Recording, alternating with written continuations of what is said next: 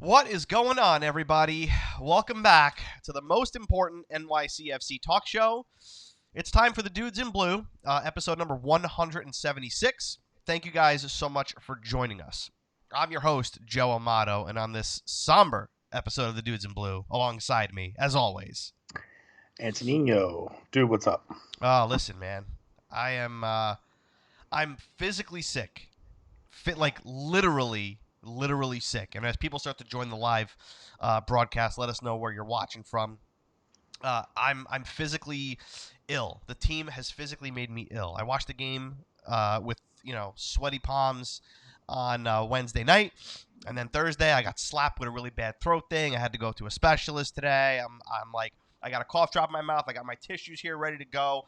These used to be for tears, and now they're for the nose. And that's pretty much what this episode's going to be like. I definitely want to hear from the fans because Yeah, it's just the venting hour.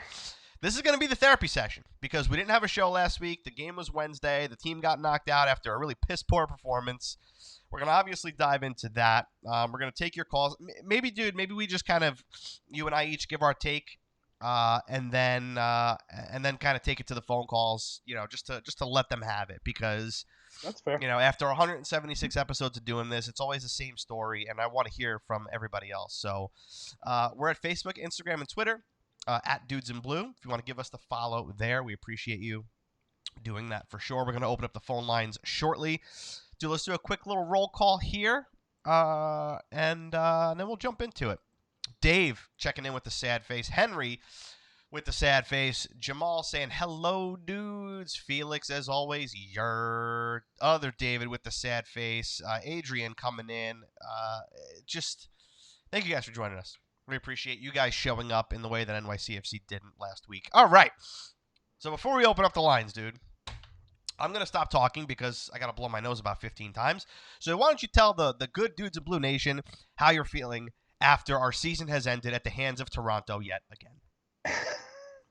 I don't know if I've ever been as angry as I was Wednesday night, geared towards a sports team or event. Maybe it's because I've seen the Yankees win championships and I saw the Rangers win a cup, and I know that everybody else. I've seen the Giants win, even though they're not my team, so I know what it's like, but. This was different. This year was supposed to be different. And I think the year always felt weird from beginning to end. We started off with all the draws, and it just seemed like we could never really never really got going. And then the next thing you know, we're in first place. And at no point were we ever really a dominating force. I think a lot of the games that we won, we could have lost had things gone the other way. I think we had a tremendous amount of luck this season. Not to take away from anybody of the hard work that was done. I know they did a lot. They had a lot of hard work this year, but getting into first place and handling Atlanta the way we did at the end of the season and beating Philly, last game, I think it kind of got everybody a little juiced, a little amped, a little bit extra, and you kind of were able to put the past aside for 90 minutes and have a little bit of hope and faith. And after the game, it's gone. I told a bunch of people, I feel like now this team has robbed me of my hope going forward. I will always look back at the games we were not able to win in the big moments, and especially the way we did it this year. It's just I don't know how I can be confident next year going into the playoffs. I don't. And I don't know how anybody could. Listen, they can go freaking 34-0, and that first round comes, I'll still just be like, yeah, there's always that chance that, it's a pretty good chance that we're going to end up losing this game somehow. But it wasn't just losing. It was the way they lost. The game was given away. And if there's one thing I can't tolerate, it's giving games away. It's one thing if you're beat by the opponent because they've played better than you, but they did. Yeah, they did. Now Toronto outplayed us for probably 65 minutes of that entire game. So I texted you right afterwards, and I said, that game was lost in the first half. First half. The 2 goals in the second half were basically payback for what they should have had in the first half. Yeah. If it takes you getting scored on to figure out how to start playing with enthusiasm at the 60th minute, you've already lost the game. Dude, but we've seen this. This is what happens to us in big games. This is what happens to us in big games. I can't say anything other than the fact that this was an incredibly disappointing performance. I can't say it was a disappointing season because finishing first in the East, no easy feat. Losing only 6 games in the entire season. That's an unbelievable season, an incredible season. Highest points, highest goals, lowest wins ever in NYCFC's brief history. But it means nothing. But they pissed it away in 90 minutes. And honestly, like you said, that game was lost in the first half. The first back pass to Matarrita that he couldn't get out of our own end, I knew the game was done. I knew every time that we received the ball, when there were 3 or 4 Toronto FC players immediately swarming the guy that had the ball, we were done. We had no other look.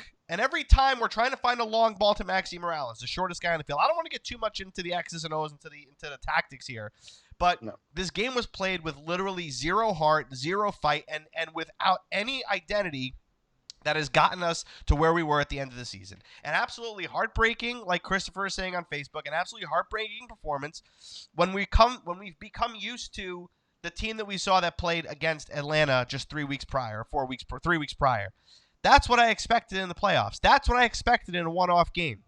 You treat this game like it's a cup final. They treated it like it was a damn exhibition match. Nobody was trying. The passes weren't crisp. TFC, full credit to them. Full credit to TFC. They bossed us for almost 90 minutes. Absolutely bossed us. Their passes were crisp. They were making triangles. They knew 100% where that ball was going to end up, and that was in the back of the net just about every time they had the damn ball. And you had no Josie Altidore on the field. And yet, Alejandro Pozuelo was a false 9, literally ripped us to shreds. Look, if you can lose in that style, you're not champions. You're not champions. You're not championship quality. You got to win 3 games, dude. You got to win 3 games. 3 games. You couldn't win 1. Yeah. Bye-bye. Season over. And embarrassing. It really was embarrassing. Listen, both mistakes were inexcusable. You have to know where you are, and you have to know what you're doing. You've got to be able to communicate. And to be honest, like we said, you've only played good soccer for 20 minutes. From minute 60 to minute 80, you played good soccer. That's not enough to win a game. That is not enough to do anything. Look, it's really not. You can look at the 2 individual mistakes by Maxime Chanot and Ronald Matarrita. Matarrita is probably a little bit more so than Chanot, but you make those 2 mistakes, right? And you give up 2 goals. Timing of the second one, obviously you can't take that into account, but you could still be better than a team after you make 1 mistake. Sure. 1 mistake a 90 minutes doesn't make. But in this case it did. In this case it did. As a team, you got to pull it together and look. When Héber came on at like the 50th minute or the 55th minute, whatever it was, I wasn't that confident. Granted, he came on, we created a chance, he scored a goal, blah, blah, blah. But at the same time, we scored before he came on, didn't we? Or maybe not. I really, at this point, I don't remember. But nevertheless, I wasn't super confident, even though Héber was on the field, because we had a problem finding Tati up top. We had a problem getting the ball to Maxi Morales. So what good is putting on a goal scorer if you can't get him the damn ball? And that's exactly what happened. We couldn't get him in dangerous areas. It's just too little, too late. Too little, too late.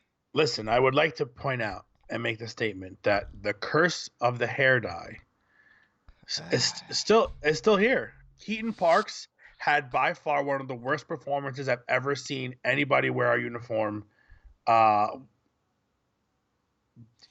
Whatever the hell. It just awful. Just looked like he looked like a baby deer. He just completely no bearing of where he was or what he was doing. I don't understand. And a guy like that's got to be your target guy on set pieces, and he's got to be able to boss the midfield. And he didn't do anything. It was absolutely atrocious. One guy that I was really looking forward to see him make a difference, because we've seen him do it, as of late, but just listen, not much from anybody for majority of the game, and definitely didn't deserve it. I don't know what Dome's talking about when he says, the result is not indicative of what the play they deserve. No, they didn't. They really did. They deserve to be down by a lot more the way they played in the first half. Yeah, that game should have been 4 or 5-1.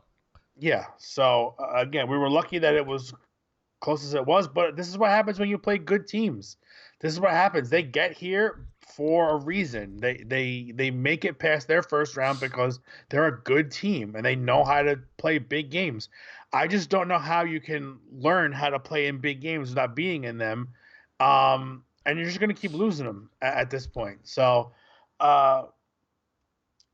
it's easy to sit here and criticize things after the fact, but I think just the amount of anger and frustration just with everything that's happened this season between moving playoff games around. And Citi Field sucks for soccer, by the way. It really does suck. Ask the supporters. I would say half the supporters couldn't see the goal in their own end. Yeah. So if you live in Queens and it's an easier drive for you, that's great. Other than that, for soccer, that stadium sucks just as bad as Yankee Stadium. Yeah. It's just a whole messy, sloppy pile. Everything just between the front office being inept baboons and that's an insult to baboons at this point. It's just everything culminated and got to this point where it's just the frustrations are overwhelming, and I don't know what any point of good news will get me out of this bad mood from this team. Yeah, I don't know. I don't know what to tell you. But let's see what the listeners have to talk about. 646-535-7982. I've rambled on enough. I've given enough spiels about how this team is just underperformed. And I want to hear what you guys have to say. 646-535-7982. Let's get on. Let's talk about this. Let's air out the frustrations. Let's have an airing of grievances, if you will. This will be the Festivus episode, and who better to start off the list of callers, dude? Who better than Felix from the Bronx? Felix. You're? I'm not up for it tonight, guys. I'm sorry. That's perfect. I'm sorry, guys. It's okay. Felix. Yeah. Come on, buddy. Give it to us straight. Okay, you know what? I'm gonna break it out anyway. There we go. Hey, listen, man. We gotta keep it. We gotta keep it. Hey, guys. just because our team didn't show up last week doesn't mean you can't show up. Dude, I mean, I showed up, and I think the supporters. Shout out to everybody who was in the 300s and the 100s in the supporter section. I mean, we were divided, but I think we did a good job in supporting this team last week. It's just a shame that as much as we gave 90 minutes, the team didn't return the favor. So. There you go, man. So you could describe this in one word, Felix. What would it be? Family show. Basura. Okay, yeah. I'm gonna take that one right there, basura. That's all I can think about, man. I mean, listen, Sean Johnson gave a pretty good soundbite. At the end of the day, it doesn't matter if we achieved all these things if we don't have a cup to show for it. It means nothing. I mean. Okay, this team did some pretty good things this season, and I most definitely had fun supporting this team this season. But I really feel like we never saw the best of this team at all.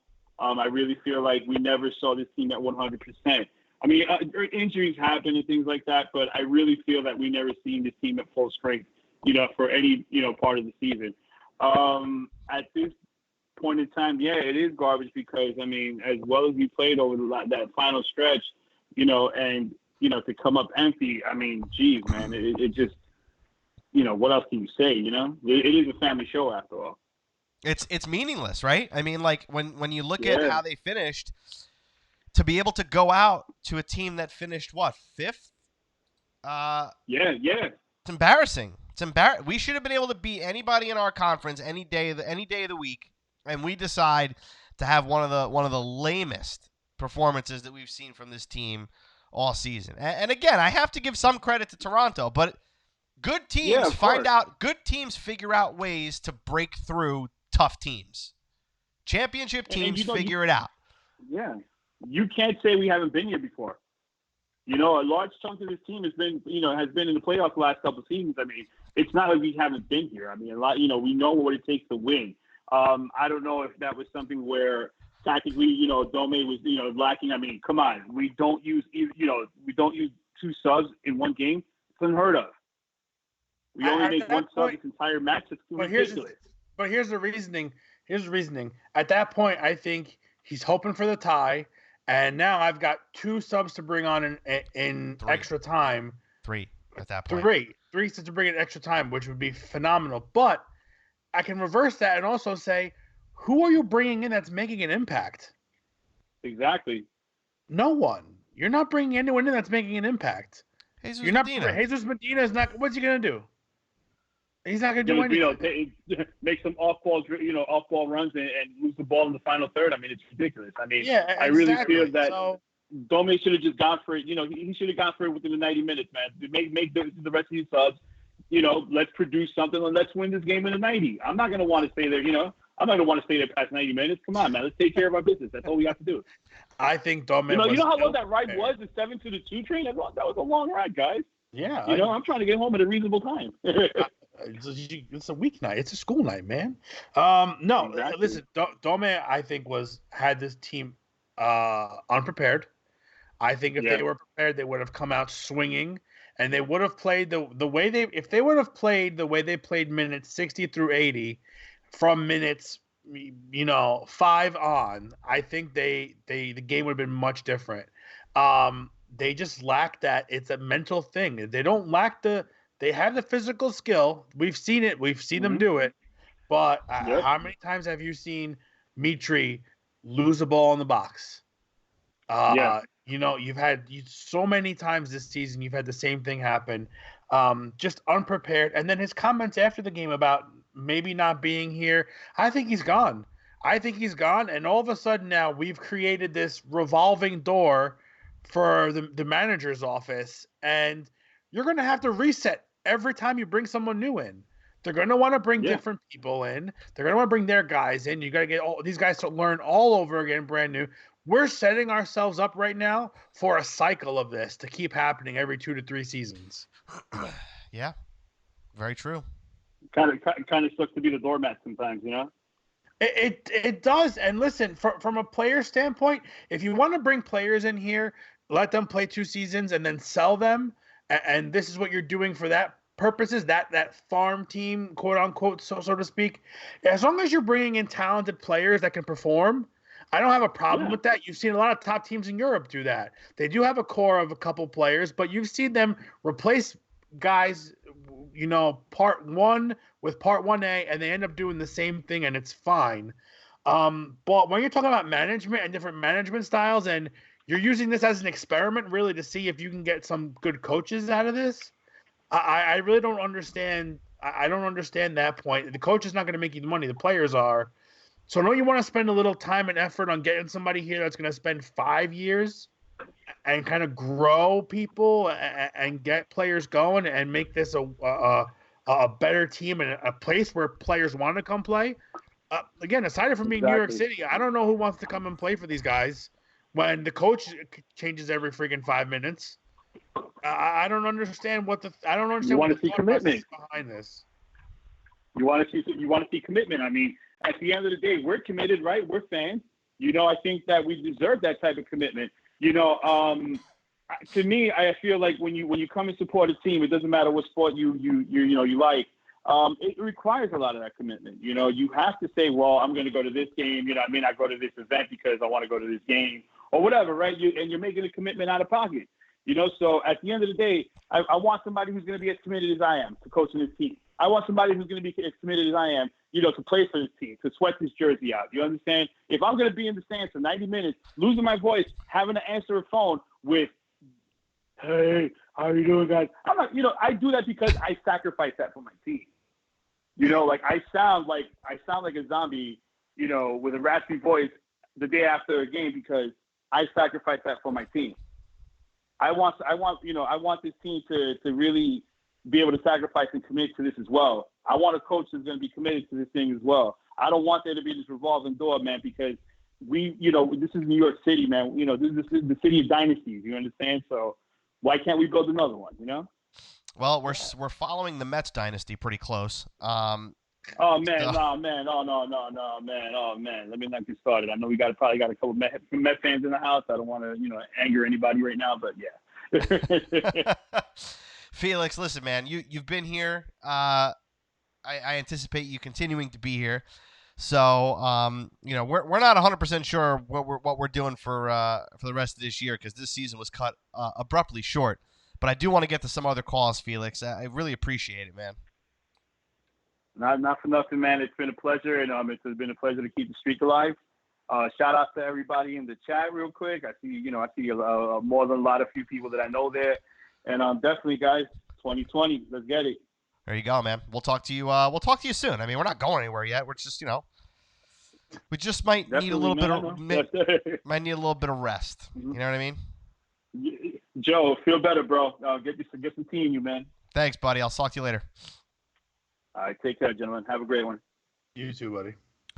646-535-7982. I know some people want to jump on here, so the phone line is open. 646-535-7982. Let's talk. I mean, it's just, yeah, dude, you don't want to be the revolving door. It must be nice to be able to just quit whenever you want, Like, hey, I don't want to coach here anymore. I'm going to go somewhere else. Yeah, this team sucks. I'm out of here. Yeah, like hey, you know who needs a job? Do that. You know who needs a job? Huh? Mike Peck. You took it from me. Oh, was it? I thought you were going to go with yes. Listen, I don't know. No. In this day and age of the cancel culture, I don't know if you're going to see him do anything else. But that's a guy with heart. That's a guy who knows the league. He's a guy who hates referees. In the playoffs. Yeah, I mean, he'd be fan favorite. Be amazing. He'd be fan favorite. It'd be fantastic. I don't know. Listen, I as much as anybody else, I don't want the revolving door. It's a bad look. It's a really bad look. First of all, a manager that gets in there, if you don't do well and you want to be there, you're getting the axe. They're going to put one of their own people in there that's going to try to make things happen. So now, again, we got coming up next is Giovanni Bratwurst, whatever the hell his name is. He'll be, he'll end up being the coach. Doma's going to go be coach in Girona or something like that, and he's going to enjoy his time in Europe and being home. And again, 2 years from now, we'll be having this exact same conversation. I think because that's now, the way this same damn team is conversation. Same conversation. 646-535-7982. My voice is hoarse, so I need you guys to talk. 646-535-7982. We just want your feelings. We want to share your feelings. Otherwise, I don't want to have to cut the show too short. But I really don't have much else to say about this, dude, other than the fact that this was just one big loss of Fergus. Yeah, just big disappointment, and I just don't know what's going to make this better. I don't know what's going to make this better. Look, the playoffs are a tricky time. It's not a regular season game, right? Listen, the format is fantastic. I think that's the one thing MLS did. It made for some of the most exciting games easily we've ever seen. Easily. Except for our own. Yeah. Like, dude, El Tráfico? Wow. Ridiculous. An 8-goal thriller. Yeah, that's what you want to see. No defense played at all. Zero.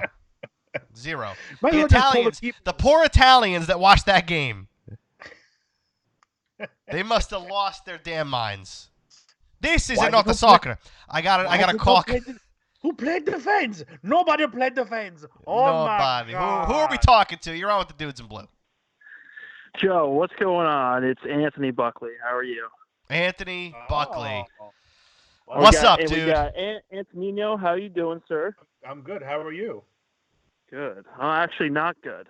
Not good. I needed a call because I really needed to vent after that last match that we had. Well, please grace us with your rage, grace us with your anger, grace us with anything that you have so I could take a break from speaking. Yeah, for sure. So, I mean, family show. Just to start off, this is probably the season where I think most of us can say we've probably been the most optimistic about the club, about the coaching staff, about the players that we have. I, for one, thought, didn't really say it out loud very much, but I thought we were going to go all the way this year. I honestly did. And to watch that disgrace of a game that we played against a Toronto team that played 120 minutes a few days prior was absolutely disgusting. Right off the bat, once the ball was kicked, I was sitting in the 120s. So Toronto was shooting. I think they were shooting away from us towards the supporter section. And I don't think I recall seeing the ball on our side of the field the entire half. Yep. I really don't. Our players look slow. They look sloppy. They look lethargic. Keaton Parks couldn't stand on his own 2 feet. I don't know what was going on with that. He looked completely lost. The players they didn't want it from the start. They didn't want it from the start. It was an absolute choke show.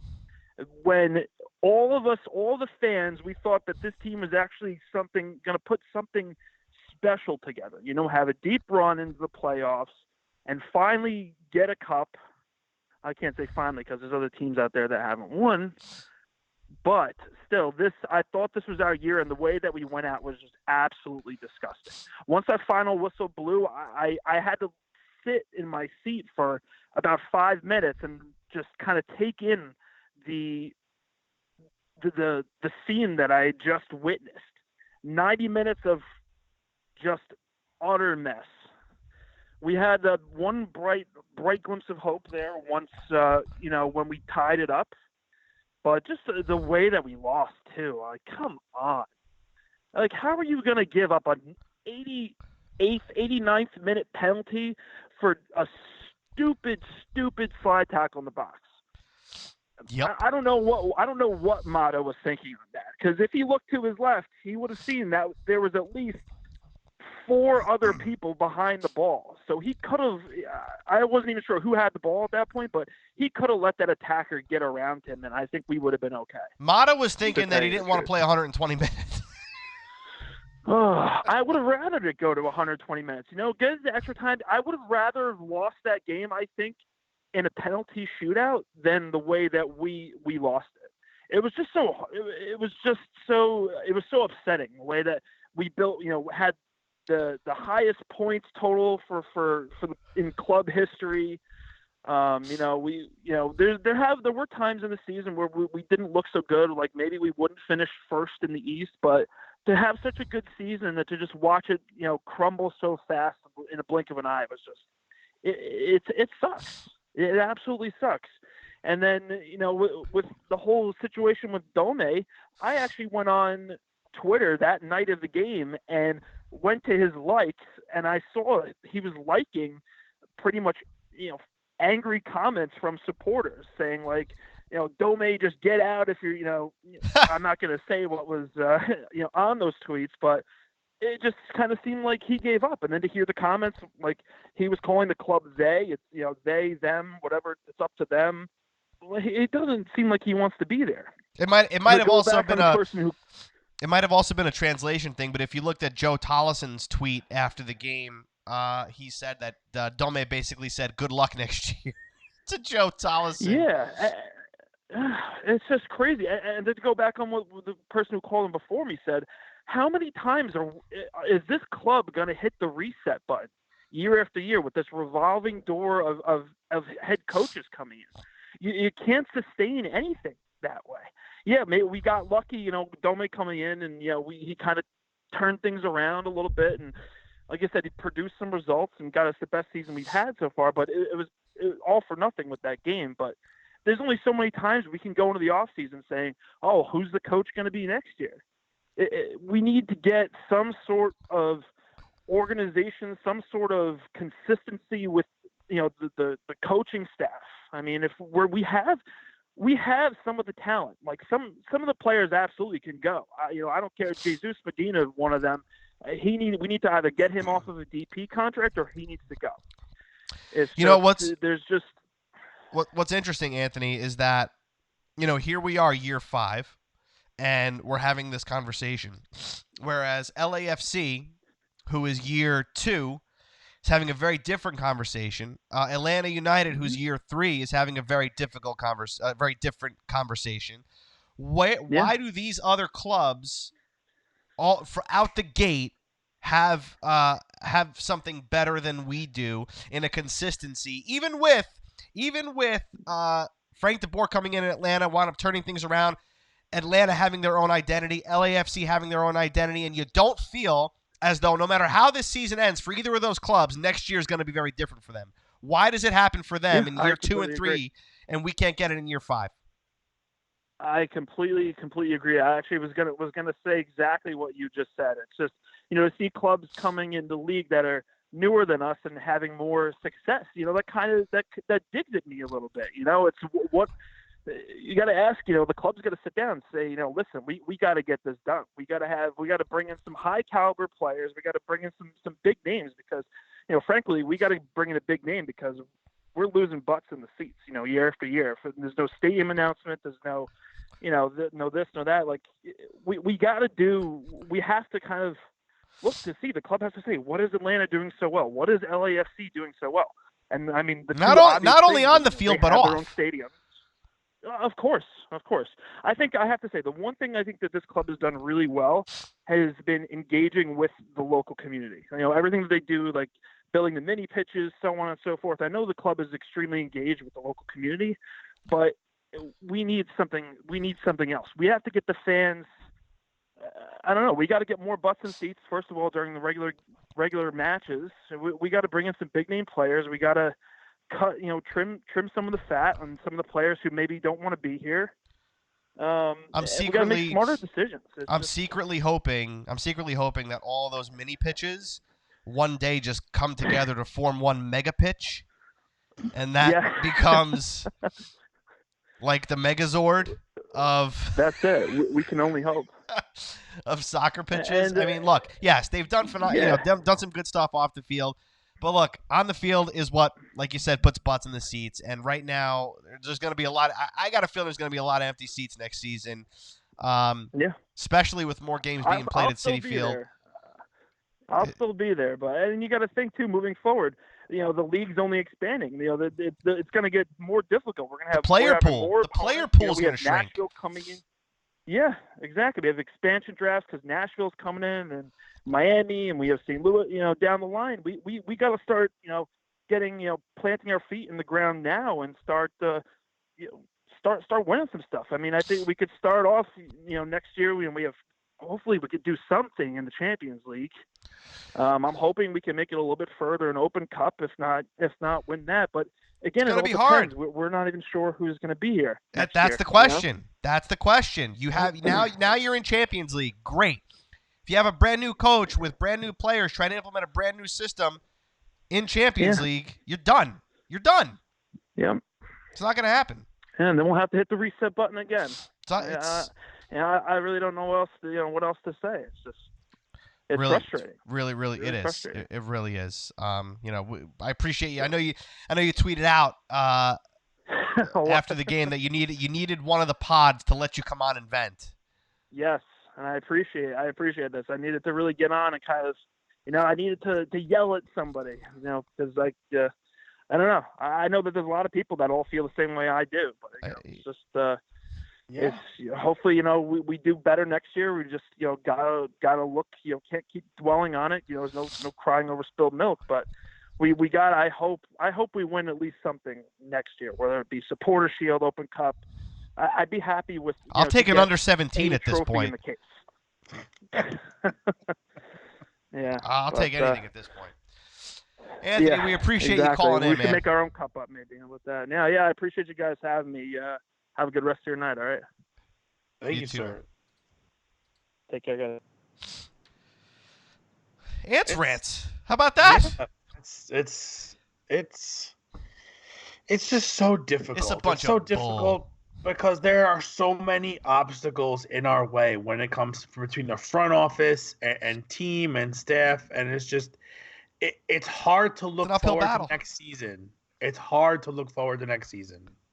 Yeah, it's at this point, we've created an identity. We've created an identity of no matter how losing in the first round. Going, well, that's not even that. It's no matter how great things may seem, we're always one small step away from losing everything like that, whether it be a coach or players or playoff games. They've robbed me of my optimism, and they've saddled me with an identity of people who choke in the first round. So it's bad enough that we have to argue with stupid morons about not having a stadium and playing on a baseball field and all the likes of that nonsense. But at this point, it's almost rightly so. We can't win a big game. We make stupid mistakes. We give games away. And at this point, I don't feel like I can stick up for my team anymore. I have no reason to stick up for these guys. I have zero reason to stick up for them. None whatsoever. The way the front office has treated season ticket holders is just blows my mind at how they can get away with what they're doing, and people haven't walked out. I think there are people who are TDC. They don't care. TDC. Yeah, I guess people just don't mind spending money. And listen, I love supporting this team, and I will always support this team. But at a certain point, you're going to break me. And Wednesday night was as pretty close to being broken as I've gotten. I'm not there yet because I know that there's still good things to come. But it's made it really difficult. And now I'm not going to go in with the same degree of optimism as I've had. And it's sad because it makes big games unexciting. It makes them uneventful to me. Yeah. And that's, I think, what you don't want. You don't want to go to these games and have it be not exciting. I think that becomes a problem for most fans. And they really don't deserve our hard-earned money if they're going to keep treating us this way. You put fans in seats that they couldn't see the field. You put people who sat in the third row or first row, you put them back 15, between 12 and 20 rows back. For what? So you can sell the seats up front to people who want to pay more money? That's how you treat us after what we do for you? Yes. I mean, listen, it's ridiculous. It's ridiculous. I don't think in this area, especially, there is no fan like NYCFC fan to do this team's marketing for them. We do it all. I don't see any people walking around wearing Red Bull gear at all, ever. I always see NYCFC gear. Well, it's kind of shameful. We're walking billboards. And the team just, you know what? Nah, to hell with you guys. We don't care whose butts are in the seats. We just want them to be filled. And again, you're going to have the same revolving door you have at manager. You're going to have the same thing with the fans. You'll have tourists come in. You have people that'll come in a one-off game, take in the sights, take in the game, and they'll go. And you'll have different people every game, and the seats will be full that way. And that'll be great. And there'll be no support. There'll be no supporter section. There you go. It's sad. It's really sad the way that this team has just they're for so much good this season, so much bad at the same time, and just Wednesday nights just snapped it. Yeah, that was it. We got time for one more call. 646-535-7982 if you want to get on. If not, we're going to wrap things up. In kind of an unfortunate style, I feel like it's just this is the way it always goes. Maybe I should I'd say maybe like 2 minutes from now, maybe I'll slide tackle you and we'll just end the show that way. Oh, just take me out completely. Just take you out completely for no reason. And then go like this. Yeah. High like a little turtle. Oh, so stupid, dude. Even if you let him get by you and let him cross the ball and they score, I don't care. They earned it. You gave it away.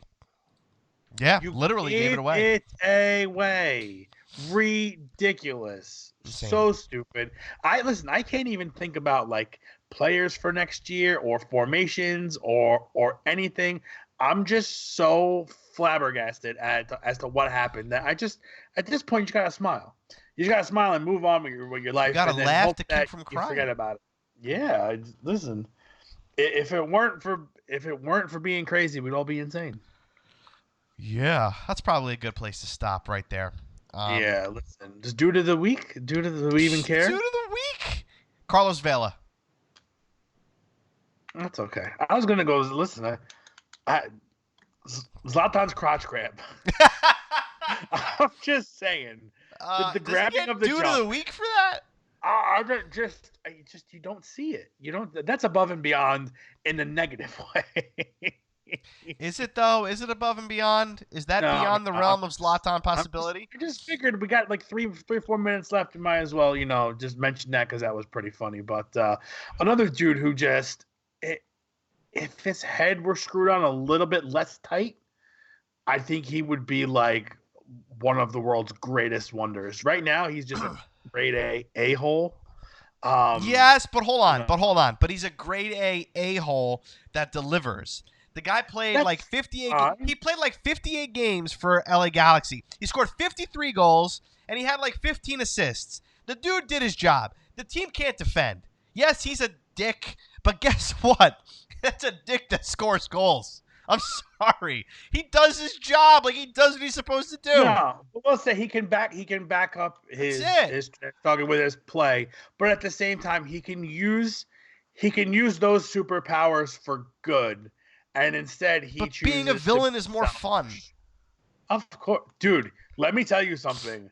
If there is one dude who looks like a villain in soccer, is that dude. Yeah. That dude got like Captain Hook and he like just written all over. Like he could be. That's a great photo right there. There you go. Great. You should do that. Listen. No, is it like that? How is it? I can't do it because my camera's like reversed. Zlatan. Anyway, yeah. Well, I hope LAFC win it because I want them to take out anybody that's in the Eastern Conference because it should have been us. And yeah, that's all I got, man. That's all I got. Just really, that's it. That unbelievable. So is this it? Are we calling it a season? I don't know at this point.